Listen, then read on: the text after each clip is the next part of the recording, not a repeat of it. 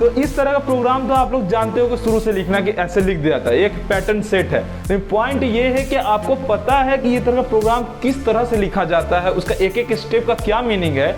ये चीज देखने के लिए वापस स्क्रीन पर आइए। हम लोग का प्रोग्राम इस तरह शुरू होता है, ये हैश से शुरू होकर इस ब्रैकेट तक जाके खत्म होता है। तो हर चीज समझते हैं हम लोग इसमें क्या हो रहा है। तो हम लोग जैसे सोचते हैं कि सब कुछ हम लोग डायरेक्ट कंपाइलर के थ्रू कंपाइल हो जाता है, नहीं, उससे पहले भी कोई चीज कुछ होता है, उसका नाम होता है प्री प्रोसेसर। उस चीज को कहते हैं हम लोग प्री प्रोसेसर। मतलब कहने का अर्थ ये है कि कंपाइलर से पहले हमेशा प्री प्रोसेसर वर्क करता है, और वो प्री प्रोसेसर क्या कॉल करता है, उसका क्या काम है, अब हम लोग उसको देखते हैं।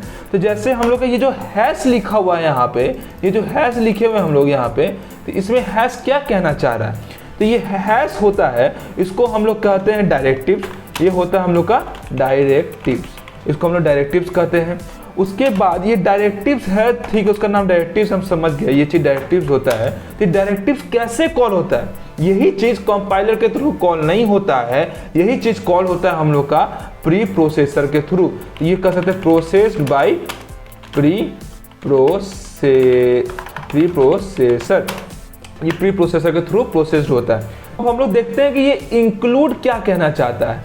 ये इंक्लूड हम लोग का ये कहना चाहता है कि भाई साहब हम हैं एक प्यून, मेरा काम बस सिंपल सा है कि हम फाइल को लेके आएंगे आपके लाइब्रेरी में से और आपके प्रोग्राम में इसको अटैच कर देंगे, उसके अलावा मेरा कोई काम नहीं है।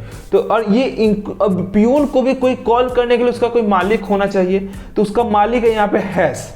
तो यहाँ पे हैश इंक्लूड, तो डायरेक्टिव इसका मालिक है, और ये जो उस प्यून का नाम है इंक्लूड। प्यून का काम क्या है, तो ये क्या है, इट टेल्स द कंपाइलर, ये कंपाइलर कहेगा टू इंक्लूड ए फाइल। बस एक फाइल को हम लाके यहाँ पे अटैच कर देंगे, मेरा बस इतना ही काम है मालिक, इसके अलावा हम कुछ नहीं करेंगे, ठीक है। उसके बाद हम लोग का अगला बात ये आता है कि ये हैश इंक्लूड हो गया, तब ये studio.h क्या है। तो अब भाई साहब प्यूनुआ जो फाइल लेके आया है, तो उस फाइल लेके आया तो studio.h नाम का फाइल लाया है ना, तो इसीलिए उस फाइल का नाम लिख रहे हैं यहाँ पे studio.h। तो यहाँ पे हम लोग का studio.h क्या हो गया, वो हो गया हम लोग का फाइल हो गया। तो ये studio.h का फुल फॉर्म क्या, पहले ये जान लेते हैं हम लोग। तो studio.h का फुल फॉर्म हम लोग का स्टैंडर्ड इनपुट आउटपुट फाइल, इसका फुल फॉर्म यही हो गया, स्टैंडर्ड इनपुट आउटपुट फाइल है ये, ठीक है। ये हम लोग का फुल फॉर्म, और इसी के अंदर हम लोग का आता है प्रिंट एफ या हम लोग का स्कैन एफ, इसी के अंदर में आता है।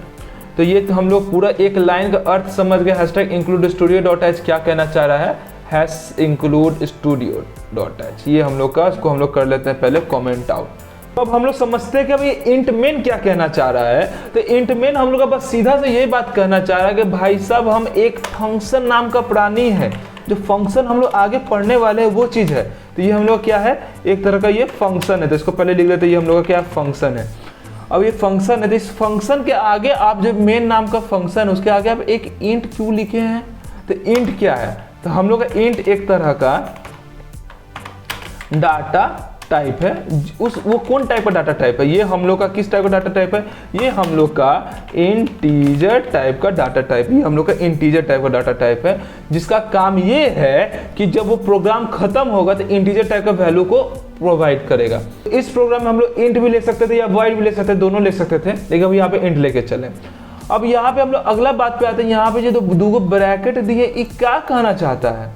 तो पहले इसको हम लोग कॉमेंट आउट कर देते हैं। तो ये जो ब्रैकेट है हम लोग का, जो हम इसको पहले एक बार लिख लेते हैं, इसको मिटाते हैं। जो ओपनिंग ब्रैकेट है ये हम लोग का ओपनिंग ब्रैकेट है, ये हम लोग का ओपनिंग ब्रेसेस है, ठीक है। इसका काम सिंपल सा कि यहाँ से ये प्रोग्राम, यहाँ से ये फंक्शन को ओपन करेगा, फंक्शन यहाँ से ओपन होगा, इसका सिंपल सा ये काम है। तो हम लोग देखते हैं ये ब्रैकेट क्या कहना चाह रहा है। तो ये ब्रैकेट है हम लोग का, ये जो ब्रैकेट है ये हमको ये कहना चाह रहा है कि भाई साहब हम क्लोजिंग ब्रेसेस है, ठीक है, ये क्लोजिंग ब्रैकेट है। और ये इसका ये काम है कि यहाँ से इसका ये प्रोग्राम एंड होता है, मतलब यहाँ से इसका फंक्शन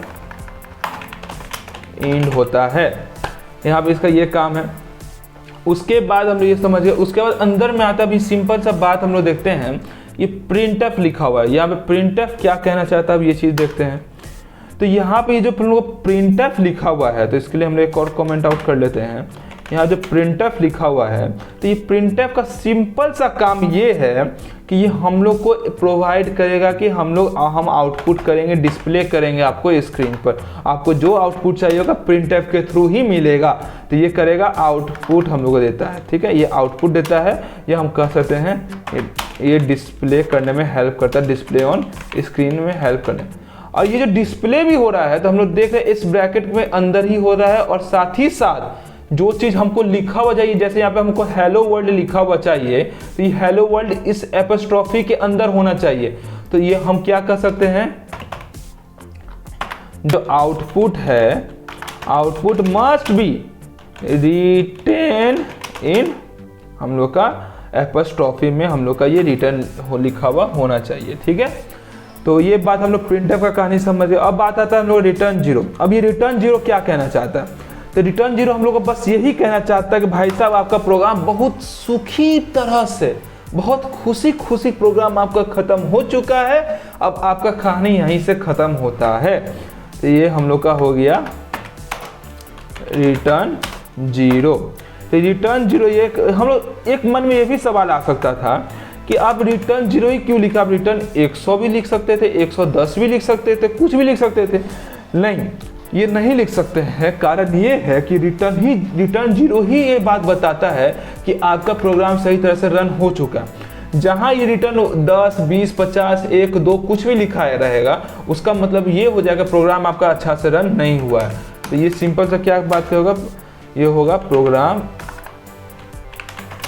हम लोग का कंप्लीट हो चुका है, प्रोग्राम हम लोग का यहाँ पे कंप्लीट हो चुका है। तो ये बस एक छोटा सा बात था जो हम लोग सब चीज़ समझने की कोशिश किए हैं, और मुझे मालूम है आप लोगों को ये चीज़ समझ में आया होगा। और अगर मान है आप लोग का इस चीज़ को नोट कर लेना, क्योंकि ये चीज़ बहुत काम आने वाला है आगे, तो इसको नोट कर लेना भी सही हो। इसको भी कमेंट आउट कर देते हैं, तो प्रोग्राम अभी भी रन करेंगे तो सही से रन हो जाएगा। देखिए यहाँ पर रन हो गया, हेलो वर्ल्ड लिखा गया। चलिए, तो थैंक यू सो मच। और सबसे बड़ी बात, हमारे चैनल का हो चुका है 100 सब्सक्राइबर। बहुत ही बड़ी बात है इसके, क्योंकि बहुत मतलब मात्र 10 दिन के अंदर, मुझे लगता है 10-15 दिन के अंदर 100 सब्सक्राइबर गेन किया मैंने।